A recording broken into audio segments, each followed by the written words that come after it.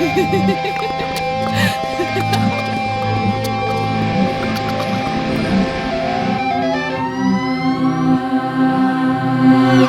Intercollegiate Psychedelics Network.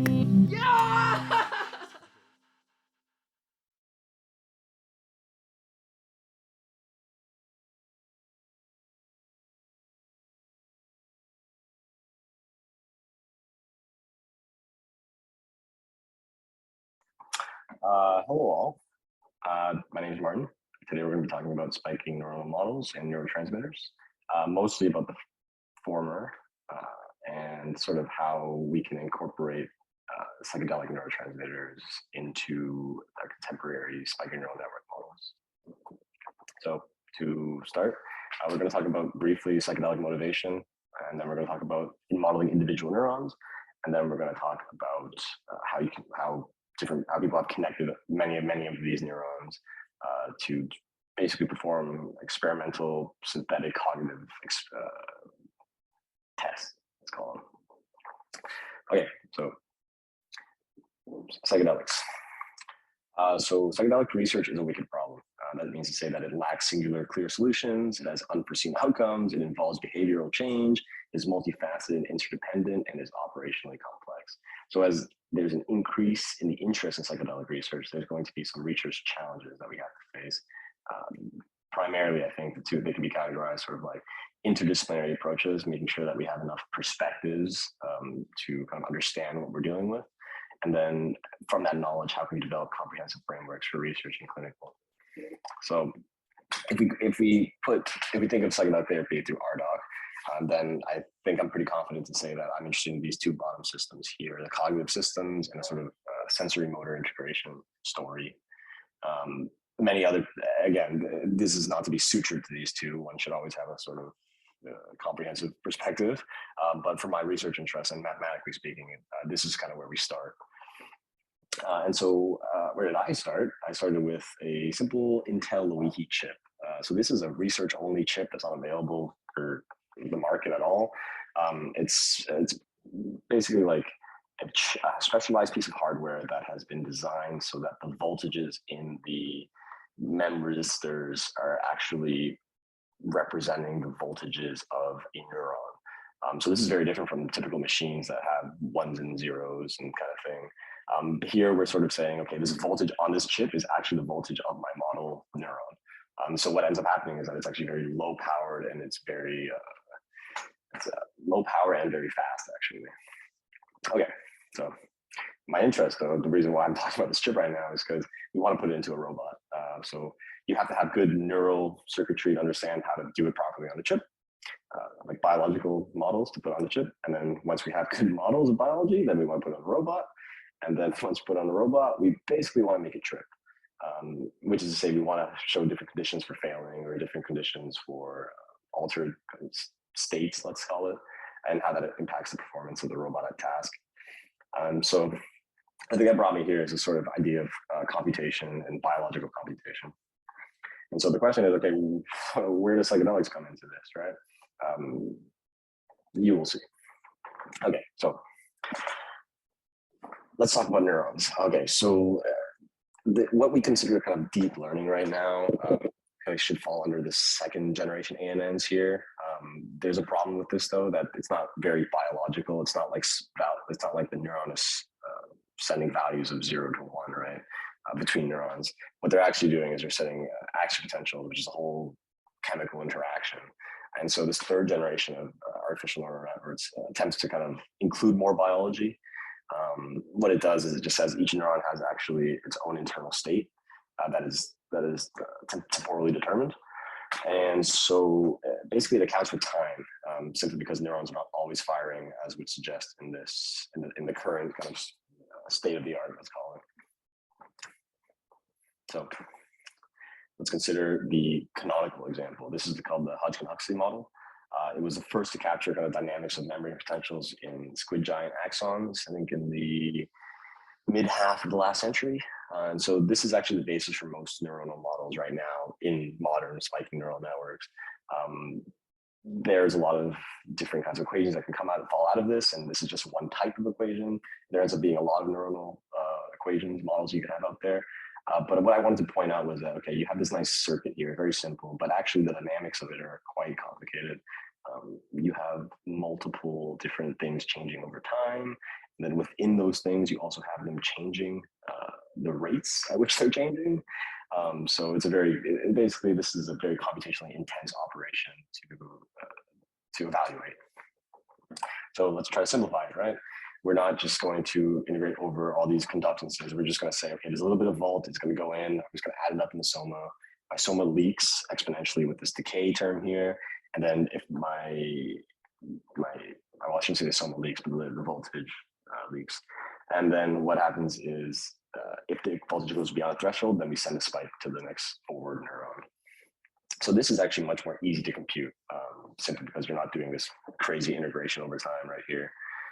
And here on the left side, you can see that basically the Hodgkin-Huxley model has a good biological plausibility, but it is extremely expensive to compute. And flops here just means floating point operation. So on the computer, how many times is it going to have to do something before you can actually evaluate one time step in that system?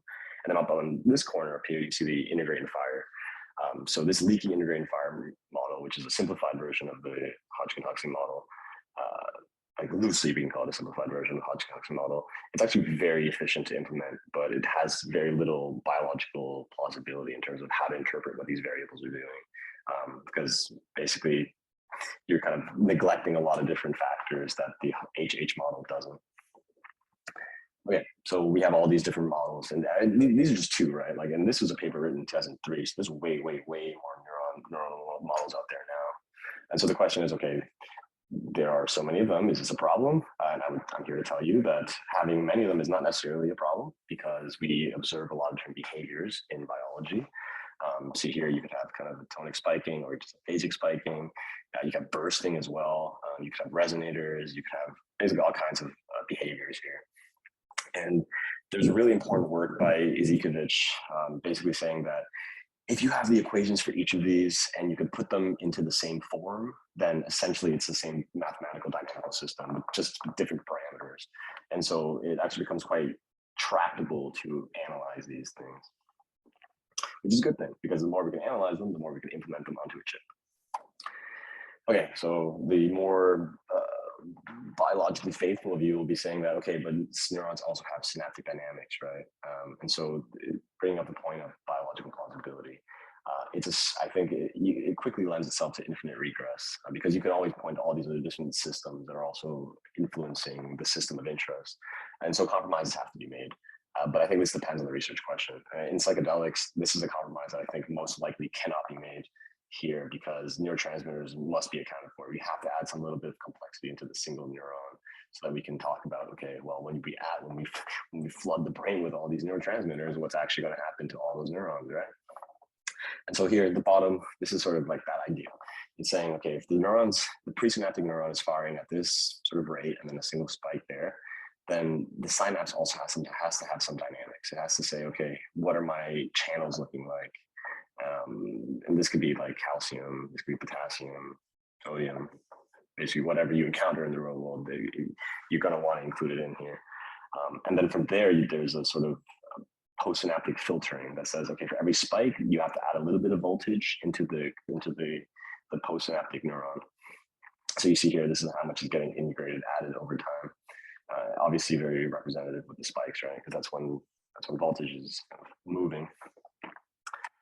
Okay, so neurons, that's cool, but surely we must go beyond neurons, right? And yes, we can. Okay, so how does one model neurotransmitters and spikes and cognition? So there was an original paper called the Spawn model in 2010, and basically what they did was they mapped out a couple of regions of the brain, including the visual system, as well as the basal ganglia thalamus, as well as some prefrontal cortex stuff, as well as some motor neurons, because they did actually hook this thing up into a robot, and it does actually perform cognitive tasks like the Raven's progressive matrices task, for instance. And so this model, the original Spawn model, it said nothing about what the neurochemistry was. It just said, okay, fire at this rate, spike at this rate. in some sense, it is like the engineer's version of it, because it's saying, I only care about the action potentials. I only care about that information processing. But there was an update to it called BioSpawn that basically incorporates different ion channels, as well as a kind of intervention to simulate the effect of tetrodotoxin, so TTX. And they ran the same simulated cognitive experiments, and they found that they observed degraded performance in specific areas of the model, specifically in the motor neuron as well as the basal ganglia, where essentially it would forget the task that it was doing, even though it was representing everything else in certain areas where it was targeted with this intervention, with this condition. Then they saw that basically if you put your model on tetrodotoxin, it's going to do poorly, which is a nice sort of encouraging, if not should be obviously result. But to actually make it work in all the biology and math is actually quite difficult. And so what they ended up doing was saying, okay, take an individual neuron. At some point, I'm going to have to abstract it to spikes, but I want those spikes to be determined not just by the integration of voltages, but by some dynamics at the neurochemistry level. And so this actually got me thinking a lot about how this could easily be extended, not just to psychedelics, but that's what I'm here to talk about. But basically, these guys show that you can develop a cognitive model that runs on these spiking neurons. It can do these cognitive tasks without necessarily being trained in the same sense of like AI. Here, it's much more of a bespoke system. They're designing these neurons to look and be structured like the ones we see in the brain. So they're sort of constraining the implementation and then figuring out what computation is being done. And so, so it is possible. The Spawn model claimed to be the world's largest functional brain model. And so I guess you could say that the BioSpawn is the world's largest functional brain model that was drugged with TTX. So I just think this is a really interesting example of how you could take these neurons that are designed to be implemented on these specialized hardwares, but then you can actually dig deeper and say, okay, what are the actual dynamics going on here and how do I capture those? And so I think the BioSpawn is a great example of how to run that template. So yes, to segue perfectly, basically TTX is obviously not psychedelic, right? But what my argument is that in principle, the same experiments can be conducted. And so one has to ask what's required. So different psychedelics have different effects. They affect different neurotransmitters, and all those mechanisms have different roles to play, let's say, in how the brain processes these things. And so that chemical understanding is definitely, the pharmacodynamic understanding is definitely necessary, because then we know if I have kind of an abstract non-biological model, what is it that I need to add to these models, these neuronal models specifically, to allow for it? And then when I do that, do I get the same performance? Does it work as I expect? And then once I drug it, does it work as I expect? That's generally the research question here. And so attendant to that is a better understanding of the role of neural circuitry and cognition. So if I am tweaking with the individual neurons and how they spike, and those aggregate spikes form an information processing system, then what is the relationship between those information processing system and what we understand as cognition? And then finally, basically a lot of compute.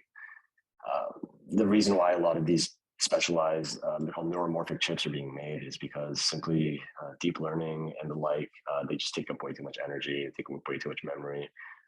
It's the idea that yes, you may be able to solve a problem, but if it takes a nuclear power plant's worth of energy to find the weights for that matrix, then how practical is that really, right?